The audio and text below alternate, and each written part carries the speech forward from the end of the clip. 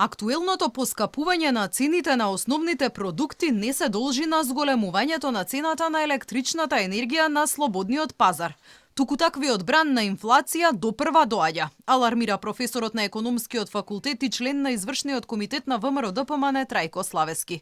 Тој во неделното интервју на Радио Слободна Европа вели оти набавката на електрична енергија по највисоки цени допрва ќе влијае врз растот на цените на пазарите. Ќе биде повисока стапката на инфлација од она што сега Народна банка, што сега е проектирана последно, Народна банка ќе ја приспособува и понатаму својата проекција нагоре. Не знам дали ќе преземат некои мерки порестриктивни од аспект на монетарната политика, но она што во земја на ниво како што е Република Македонија, кај што најголем дел од доходите на добар дел од домаќинствата одат за храна, за топлување и така натаму, тие се драматично погодени. Видите, иако инфлацијата во просек е 3,1 како што кажувате, но постојат и сега се конструираат некои други индекси, например како се движат цените на основните животни продукти за еден доручек, за еден ручек во семејство. Таму цените зголемувањето на цените се двоцифрени.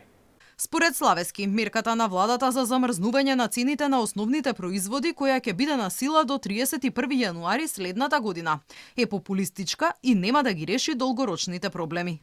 Оваа мерка е, како да кажам, само една популистичка мерка која што нема да повлијае на заштита на животниот стандард, затоа што пазарот, нели, кога го пригушувате, а особено кога се работи за отстапување од она што се трошоци за производство или за набавка, знаеме ние дека во нашата дневна палета на производи што ги користиме значителен обем на производи кои што се од увоз.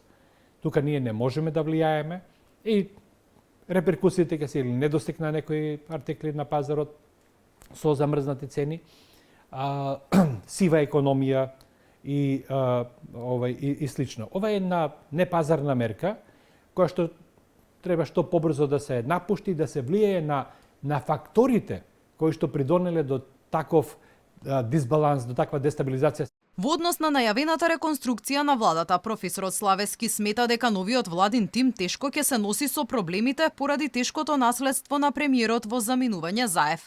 Пред се, поради зголемената поларизација во општеството и неспособноста на власта да се справи со здравствената и енергетската криза, што според Славески може да се надмине единствено со предвремени парламентарни избори кои би се одржале во текот на следната година.